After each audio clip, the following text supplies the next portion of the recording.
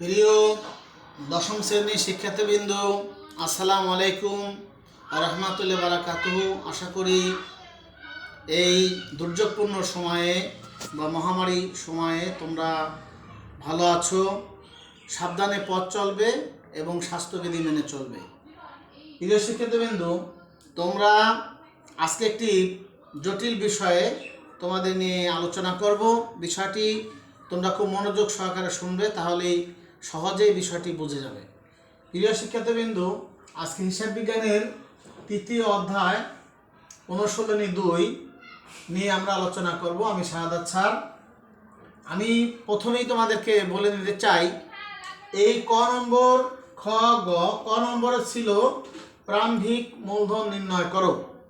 প্রারম্ভিক মূলধন নির্ণয় করো। প্রারম্ভিক মূলধন নির্ণয় করতে হলে তোমাদের অনুশীলনীতে অবশ্যই প্রারম্ভিক সম্পদ এবং প্রারম্ভিক দায় দেওয়া থাকবে। প্রারম্ভিক সম্পদ এবং প্রারম্ভিক দায় দেওয়া থাকবে। প্রারম্ভিক কি করে বুঝবে? প্রারম্ভিক বুঝবে হলো বছরের শুরুতে যে লেনদেনগুলো দেওয়া থাকবে, প্রারম্ভিক সম্পদ এবং প্রারম্ভিক দায়, সেটাই হবে হলো প্রারম্ভিক সম্পদ এবং দায়। তাহলে প্রিয় শিক্ষার্থীবৃন্দ, তোমরা এরপরে দেখবে যে বছরের শেষে অর্থাৎ ডিসেম্বরে, যদি বছর শুরু হয় জানুয়ারি থেকে, তাহলে বছর শেষ হবে ডিসেম্বর থেকে। যদি জানুয়ারির শুরু থেকে মাস শুরু হয়, তাহলে শেষ হবে ডিসেম্বর, জানুয়ারি ডিসেম্বর। তাহলে শুরুটা হচ্ছে প্রারম্ভিক সম্পদ এবং প্রারম্ভিক দায়। তোমাদের বইতে প্রারম্ভিক সম্পদ এবং প্রারম্ভিক দায় ধরে নাও যে প্রারম্ভিক সম্পদ আছে 5,50,000 টাকা।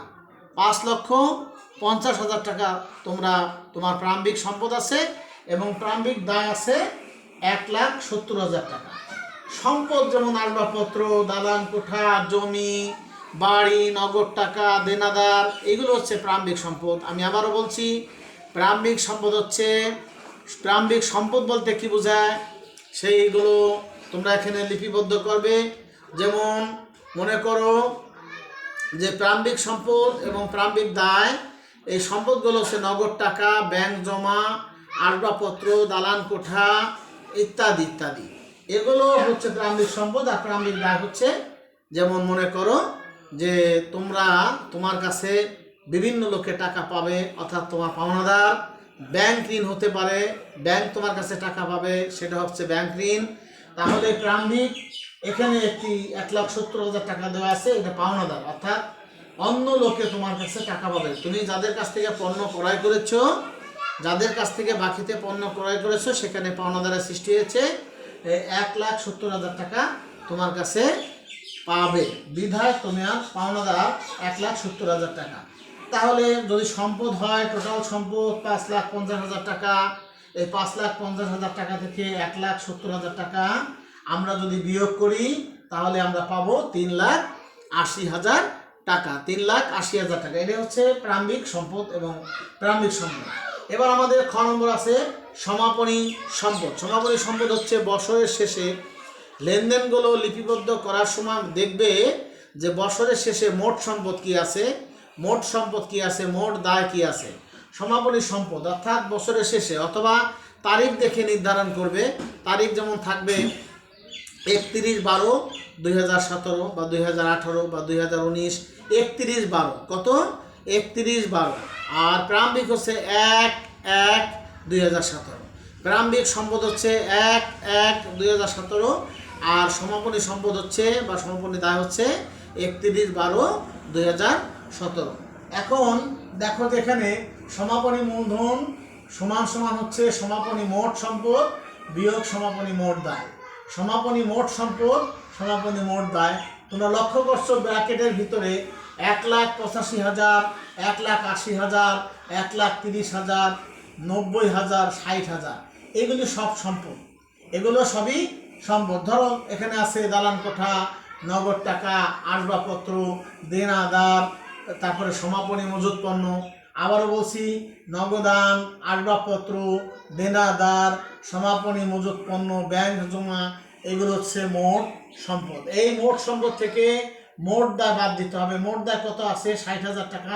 এই 60,000 টাকা ব্যাংকে পাবে, ব্যাংক থেকে ঋণ এনেছিল, তা ব্যাংক 60,000 টাকা পাবে। পাশাপাশি 55,000 টাকা কে পাবে? 55,000 টাকা পাবে পাওনাদার। যাদের কাছ থেকে আমরা পণ্য বাকিতে ক্রয় করেছিলাম তারা হচ্ছে আমার পাওনাদার, তারা আমার কাছে কত টাকা পাবে? 55,000 টাকা পাবে। আর ব্যাংক পাবে কত টাকা? 60,000 টাকা। তাহলে আমাদের এই সংখ্যাগুলোর বা এই টাকাগুলোর যোগফল যদি আমরা করি, ক্যালকুলেটরের মাধ্যমে আমরা যোগ করব, তাহলে দেখা গেল আমার মোট সম্পদ 6,45,000 টাকা। আমার মোট দায় আছে হলো, এই দুটো যদি আমরা যোগ করি 1,15,000 টাকা। আবারও বলছি, এই সম্পদগুলো যদি আমরা যোগ করি তাহলে হবে 6,45,000 টাকা এবং বিয়োগ করলে হবে 1,15,000 টাকা। এখন 6,45,000 টাকা থেকে এই 1,15,000 টাকা যদি বাদ দেই, থাকে হলো 5,30,000 টাকা। 5,30,000 টাকা, এটা হচ্ছে সমাপনী সম্পদ। এখন আমাদের লাভ হলো না ক্ষতি হলো? আমাদের ব্যবসায় লাভ বা ক্ষতি নির্ধারণ করতে গেলে এখানে সূত্র আছে, সমাপনী মূলধন প্লাস উত্তোলন। এই যে সমাপনী মূলধন 5,30,000 টাকা, আমি এখানে বসিয়ে দিয়েছি 5,30,000 টাকা। উত্তোলন, মালিক উত্তোলন করছে 40,000 টাকা, এটার সাথে উত্তোলন কি হবে? যোগ হবে। তাহলে 5,30,000 থেকে টাকার সাথে এই উত্তোলন যোগ হবে, অপর দিকে বিয়োগ হবে হলো এই যে হচ্ছে প্রারম্ভিক মূলধন 3,80,000 টাকা। এই যে প্রারম্ভিক মূলধন হলো 3,80,000 টাকা। 3,80,000 টাকা শেষে সে আরও বছরের মধ্যে উক্ত সময়ের মধ্যে সে আরও 50,000 টাকা বিনিয়োগ করেছিল, অর্থাৎ অতিরিক্ত মূলধন বিনিয়োগ করেছিল। তা প্রথম বিনিয়োগ করছে 3,80,000 আর পরবর্তীতে সে বিনিয়োগ করছে হলো 50,000 টাকা। এই হচ্ছে তার, এই দুটো যদি আমরা যোগ করি তাহলে আসবে 4,30,000 টাকা। আমরা এটাকে ব্র্যাকেট করে দিলাম। আমাদের মোট সম্পদ আছে 5,70,000, 5,30,000 যোগ 40,000, 5,30,000 যোগ 40,000, তাহলে আমাদের এই হয়ে গেল 5,70,000 টাকা। এখানে আছে 3,80,000 আর আছে 50,000, হয়ে গেল 4,30,000 টাকা। এখানে এটা থেকে এটা যদি আমরা বিয়োগ করি, অর্থাৎ 5,70,000 টাকা থেকে যদি আমরা 4,30,000 টাকা বিয়োগ করে দিই, আমাদের দেখা যাচ্ছে যে আমাদের মূলধন বেশি এবং মানুষ পাবে কম। অতএব মূলধন থেকে পাওনা বাদ দিয়ে দিলে পাবে হলো 1,40,000 টাকা। এই 1,40,000 টাকা হচ্ছে আমাদের লাভ। অপরদিকে আমাদের যদি লস হতো, অর্থাৎ এই দিক থেকে যদি কম হতো আর পাওনাদার বেশি হতো, তাহলে ব্যবসায়ে লস হতো। প্রিয় শিক্ষার্থীবৃন্দ, তোমরা এই তৃতীয় অধ্যায় অঙ্ক দেওয়া আছে, অঙ্কগুলি করবে এবং সবসময় মনে রাখতে হবে যে খুব সহজ একটি অঙ্ক। তোমরা জটিল মনে করলে জটিল, সহজ মনে করলে সহজ। আমি তোমাদেরকে আবারও সহজ করার জন্য বলছি, প্রারম্ভিক মূলধন কেমনে খুঁজবে? প্রারম্ভিক মূলধন খুঁজবে বছরের শুরু থেকে। তোমাদের প্রশ্নের মধ্যে লক্ষ্য করতে হবে বছরের শুরুতে কত টাকা মোট সম্পদ আছে এবং মোট দায় কত আছে। তাহলে মোট সম্পদ থেকে মোট দায় কী করতে হবে? মোট দায় বিয়োগ করে দিতে হবে, তাহলে প্রারম্ভিক সম্পদ আমরা পেয়ে যাব। অপরদিকে বছরের শেষে অর্থাৎ 31/12/2018 বা 2016 এই তারিখে প্রারম্ভিক মূলধন কত আছে বা সমাপনী মূলধন কত আছে নির্ণয় করতে গেলে ঠিক একইভাবে মোট সম্পদগুলো যোগ করব, মোট দায়টা আমরা বাদ দিয়ে দেব। মোট সম্পদ থেকে মোট দায় আমরা যদি বাদ দিয়ে দিই তাহলে আমাদের সমাপনী সম্পদ পাব। সমাপনী সম্পদ থেকে সমাপনী সম্পদের সাথে উত্তোলন আমরা যোগ করব আর দায়ের সাথে এই উত্তোলনগুলো যোগ করব এবং প্রারম্ভিক সম্পদের সাথে এই অতিরিক্ত মূলধন আমরা যোগ করব। প্রারম্ভিক মূলধনের সাথে অতিরিক্ত মূলধন যোগ করব। যোগ করার পরে এই মোট সম্পদ থেকে আমার মোট দায় বাদ দিলে পাওয়া যাবে 1,40,000 টাকা। এই 1,40,000 টাকা হচ্ছে লাভ। এভাবে যতবার লাভ হবে ততবার আমরা এইভাবে নির্ণয় করতে পারব।